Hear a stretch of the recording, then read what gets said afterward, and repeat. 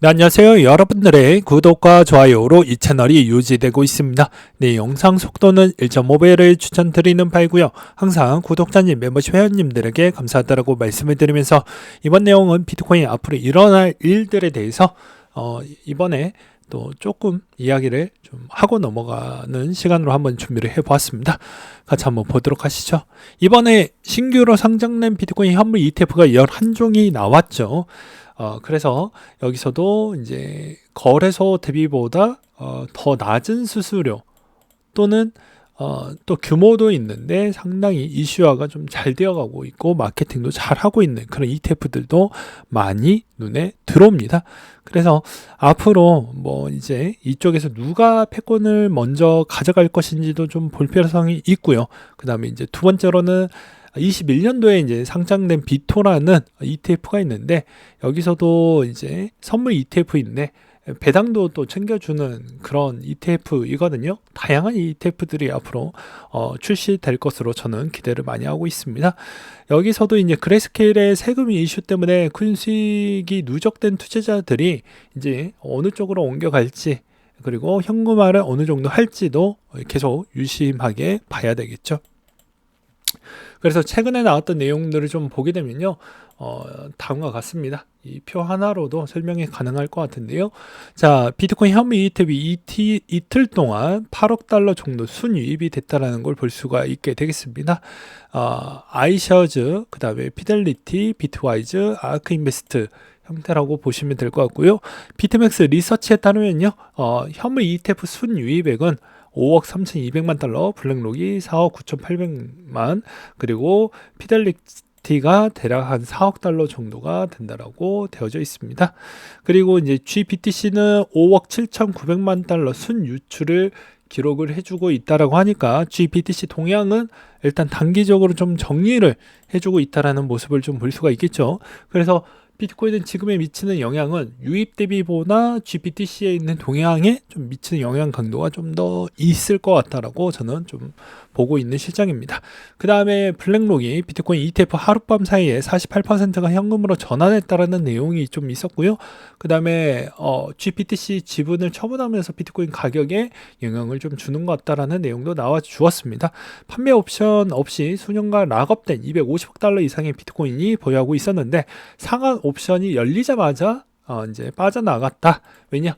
지금 팔아도 그래도 내가 챙겨 먹는 비중이 그래도 좀 더 많기 때문에 그 위에서 더 기대 수익이 있어봤자 내가 기다렸던 보상 대비보다는 어느 정도 계산을 해보니까 이거 포기해도 난 지금 만족해 라는 사람들이 더 많았다라는 것이겠죠.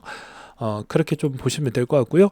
그 다음에 그레스케일 비트코인 커버드 콜 ETF를 제출을 한다라고 합니다. 이 커버드 콜은 또 제가 주식을 또 해왔던 사람인지라 간략하게 좀 이야기를 해본다고 하면요. 이 해당 그래프를 좀 잘 기억을 해두시면 도움이 많이 될 것 같아요. 옛날에도 한번 이야기를 하기는 했었는데 이번에도 또 초보자분들이 많이 계시니까 간략하게 그냥 개념 정도만 잡고 설명하도록 하겠습니다. 콜 옵션이 상당히 중요하다고 볼 수가 있는데요. 예를 들어서 삼성전자 주가로 한번 비유를 해볼게요. 8만 원이 되었을 때 이제 구매 권리를 가져간다라고 그냥 생각을 하시면 될 것 같습니다. 그래서 더 싸게 구매할 수 있고요. 그래서 여기서 차익이 발생을 하겠죠. 그래서 그 차액 부분에 따른 이득이 발생을 한다라고 생각을 하시면 될 것 같고요. 콜 옵션 매도자 입장으로 본다라고 하면 7만 원에 A에게 넘겼기 때문에 행사 가격 7만 원에 구매 당시 가격에 이제 옵션 프리미엄 1,000원을 더한 수익이 발생하는 구간인데 여기서 더 올랐다라고 해도 콜 옵션 매도자의 수익은 더 이상 발생을 하지 않게 됩니다. 더 쉽게 이야기를 하면 어차피 내 콜 옵션에 너가 이 가격에 사갈래라고 내놨으면 거기에서 가격 변동성이 있었다라고 해도 그 날짜 기반에서는 변동성이 안 생긴다라는 거예요. 그래서 여기서도 보게 되면 그래프에서도 콜옵션 기준 시점 대비해서 추가 수익이 날 수 있는 이 범주가 있죠. 그 다음에 여기서 추가적으로 너무 많이 주식이 올라가게 되었을 경우에는 생각보다 커버드 콜 가격 추이에 좀 별로 좋지 않고요. 너무 많이 내려간다라고 하면 이 매도 포지션에 있는 기대자들이 생각보다 더 많이 참여를 하기 때문에 오히려 더 가격에 영향을 많이 주겠죠. 그래서 어찌 보면 횡보하는 게 커버드콜 전략에는 아주 좋은 형태라고 볼 수가 있습니다. 그래서 이제 대부분 이런 전략에 있는 ETF들이 대거 많이 있는데 이런 전략에서 쓸 때도 배당금을 좀 많이 챙겨 먹고 남은 배당금 부분의 일부분을 다시 재투자하는 형태로 해서 운영하시는 분들이 대거 많이 있는데 아무래도 이제 비트코인도 이제 커브드콜 상품이 나온다라는 것에 또 상징적 의미가 있고요. 이것으로 이제 우리가 또 알 수 있는 건 어떻게 알 수가 있을까요? 네, 이제 롱 포지션에 있는 ETF가 분명히 또 나올 것이고요. 숏 포지션에 있는 ETF가 또 나오게 될 것이고 레버리지 상품도 나올 것으로 저는 보고 있는 실정입니다. 그래서 다양한 ETF 상품군이 많이 나오게 되면 비트코인에 미치는 영향 강도도 매우 커질 것이라고도 생각을 해볼 수가 있겠죠. 그래서 그만큼 비트코인이 이제 비로소 금융상품의 다양한 상품군들이 등장하는 형태로 진화를 많이 해주고 있는 그런 매우 중요한 2024년도 때가 되지 않을까라고 저는 기대를 하고 있는 실정입니다. 그 다음으로 ETF 거래 2일차 총 거래량이 30억 9천만 달러를 기록을 했다라는 점이 이제 이번 주 주중이 지나고 다음 주 주중 때까지 이제 그래스케일에 있는 동향을 좀 보면서 거래량이 어느 정도까지 유지를 해주는지를 좀 보시면 대략 한 요 정도 마진 노선에서 좀 놀겠구나 라는 걸 알 수가 있게 되겠고요. 그 다음에 블랙록의 레리 핑크 CEO가 비트코인에 대한 언급을 할 때마다 단기적인 조정이 좀 나왔다고 합니다. 반면에 우측에 있는 비트코인 구매자 고래 구매자가 공격적으로 매입을 해주고 있다는 것도 되게 좀 의아하다라고 볼 수가 있겠죠. 최근에 또 조정도 많이 나왔는데도 불구하고도 계속 구입하려고 하는 의사를 본격적으로 시사했던 고래들도 좀 보여지기도 했습니다.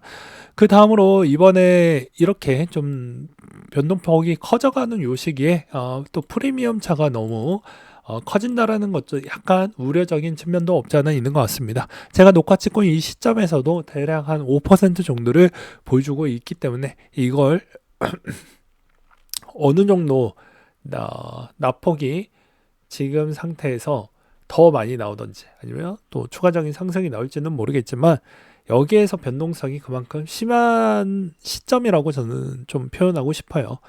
그리고 저는 또 최근에 또 보게 되면 이번 1개월 추이에서도 보게 되면 좀 변동성이 워낙 큰 알트코인들이 몇 가지가 좀 보여지게 됩니다.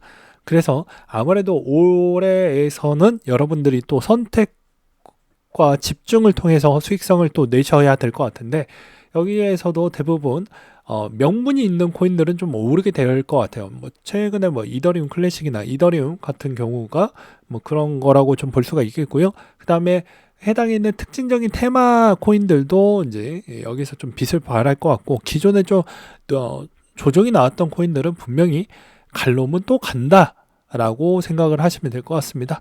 그리고 왜 이렇게 많이 안 오르는 코인들은 뭐냐라고 이야기를 하실 수도 있을 것 같은데요.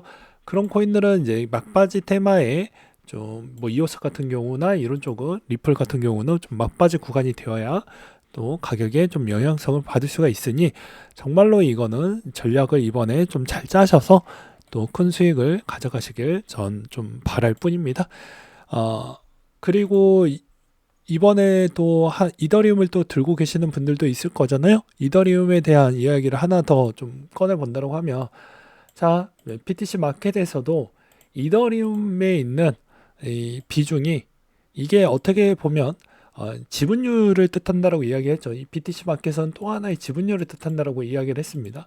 근데 이더리움이 엄청나게 많이 빠지다가 지금 이더리움이 어떻습니까? 가격이 도미넌스가 더 이상 빠지지 않죠. 네, BTC 마켓에서. 그럼 지분이 어느 정도 확보가 됐다라고 볼 수가 있겠고요. 확보가 됐다라는 건 여기서 이제 오히려 양배팅이 가능했던 BRC20 쪽으로 가지 않고 BTC 마켓에서 이더를 구입하려고 하는 비트코인 대상자들이 꽤 많이 늘었겠구나라는 걸 볼 수가 있습니다. 그러니까 비트코인 들고 있으면서 비트코인을 포기할 필요성이 없죠. 그냥 그 상태에서 그대로 BTC 마켓 가서 또 매입을 해놓고 이더에 ETF 수익도 많이 나오면 그것도 따먹고 챙겨 먹고 이런 형태로 갈 수가 있기 때문이죠. 그러니까 이런 형태로 보셔야 되지 않을까. 그래서 이더의 지금의 도미넌스 추이가 워낙 낮으니 반대적으로는 비트코인에 있는 투자자들이 오히려 이런 쪽으로 좀 흘러가게 되면 가격 방어선 라인 정도는 계속 버티면서 올라갈 수 있는 가능성은 충분히 존재를 한다. 반면에 이제 이더리움의 좋은 이야기만 할 수는 없잖아요. 우리가 진짜 객관적으로 봐야 된다고 하면 좋은 이야기를 들었으면 나쁜 이야기도 들을 줄 알아야 됩니다. 아무래도 ETF가 곧바로 통과되기에는 저는 좀 어렵다라고 보고 있는 이유가 제가 좀 보수적이긴 하지만 그 이유 중에 하나는 이게 그만큼 탈중앙화 모델링이 진짜 근접을 했냐. 여기에서 탈중앙화에 대한 의견은 무엇이냐면요. 다음과 같습니다. 아무래도 가격의 조작성 여부를 탈피할 수 있냐가 중요한 거예요.